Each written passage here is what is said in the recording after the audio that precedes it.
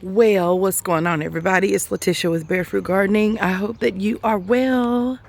So, I am steadily collecting coffee grounds, which you can see in that tire and over there, and leaves. And I just got these off the side of the road. Somebody, in the neighborhood. And this wasn't all of them. There's about 4 bags there. So there were about 5 more when I came by, but that's all I could get in my car at the time, or I would have took them all. But I got this guy who is what's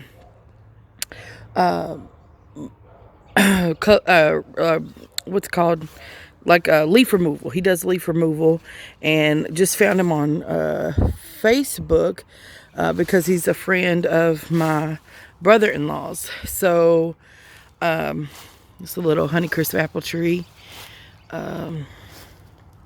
But he does leaf removal, and I was like, hey dude, do you mulch them, or you just rake them up? He's like, oh, they're mulched. And I was like, cool, can I come by and get them? He's like, yeah, come on by here. So that's what I'm gonna do. He collects them and then sets them out in his front yard for pickup, on Tuesdays. Today's Friday, so I'm going to go by his house between 9 and then. He said he got him out by the garage, so that's what I'm gonna do. I'm gonna go holler at him and pick up as many bags as I possibly can. So leaves are a luxury. And I believe that, we left our leaves on the ground. As you can see, we did not plan to pick those up because, my husband finally understood why we need to do that. And I talked about that in a previous video, but, it does what it does in your garden. It fertilizes the ground. It's a home. It helps shelter a lot of our beneficial insects and a lot of insects that we don't want around. But for the most part, it's good to have on your ground. So we do not do leaf removal on this home anymore. But I'm out here, you all, to talk about cover crops. This is just an example of one. There's all kinds of different ones. I'm not going to list all of them in the video, but I may put them in the description.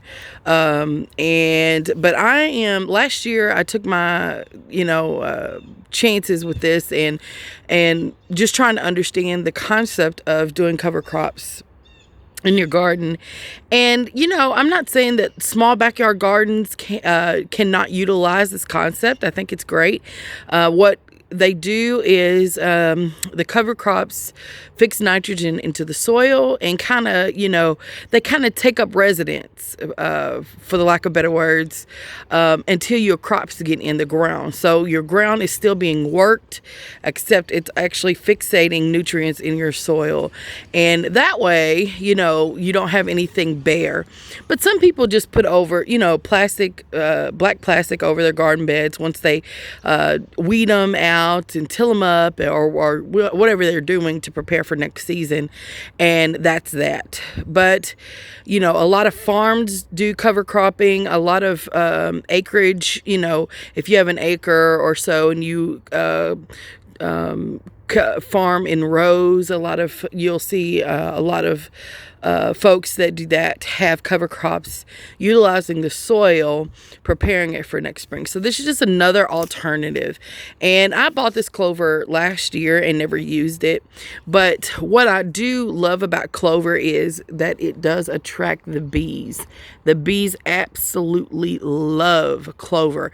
Clover is a weed. It's considered a weed by most people, okay? And they don't like it in their yards, and they mow over it. They try to get rid of it. But, I noticed last season that the bumblebees just were all over it. So I want to attract beneficial insects. And so my goal here is to do that as much as I possibly can in my garden. And so with that being said, I'm going to just throw these seeds. There's 1,000 of them apparently in this pack. And this was only 99 cents, by the way. And so I'm going to just toss them out here like my granny does. She just throws seeds. She does that a lot with her collard greens and stuff too. And then it's very, very cloudy, as you can see out here today. It's been like this kind of for the past couple days, just, overcast skies, very, very cloudy, not a whole lot of sun penetration, but we are supposed to get some rain later this evening. And so I'm hoping that, nature just kind of takes its course. I'm not going to cover it with soil. It just is what it is. I'm going to see, as you could tell, we have all kinds of things growing over here anyway, or were growing. There is a bush there that was there when we moved in. I'm not sure what it is, but this is poke. And I failed to collect the seeds again this season because I found out that a lot of people love poke. Now, I will never eat poke, but it is edible, and people love it, but people also love to buy the seeds. So next year, my plan is, because I don't even food with this stuff. It grows everywhere, all over the place on my property. So, I don't have to be intentional about replanting and stuff like that. It just pops up. Okay. So that's poke. And I'm not sure, that looks like poke as well. I'm not sure what that is, but it doesn't look like poke. It looks like something else. But anyway, and then I got some on the other side of my house, as well. But I am going to cut all of this stuff back, and, just because it looks just ugly.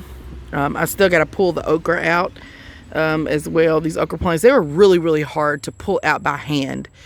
For me, the roots go so deep. I'm gonna do a video on these so you can see. And a lot of people are asking me, how did I get those okra to be so tall? What did you do? And I didn't do anything. I just planted the starts that I started with from seed, and spaced them out. You can see they're spaced out pretty good there. Gave them room. I put some pea gravel over top, and that was that. I mean, they just grew. So back to the cover crop.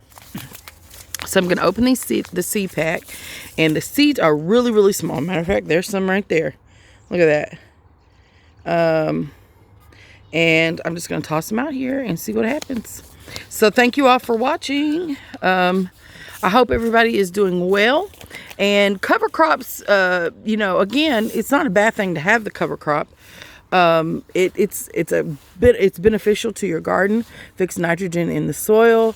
It occupies your soil for next season. So it's very, very beneficial. Just tossing them out there. There they go. And I have a lot of them stuck on here, so I'm trying to get those off. But that's it. The stakes here, I had sunflowers here. So they didn't do too well over here for some reason. So I'm just gonna put them somewhere else next season. But that's it. Thank you all so much for watching. Check out cover crops. Google, research, YouTube. Go to the library. Read a book. Okay?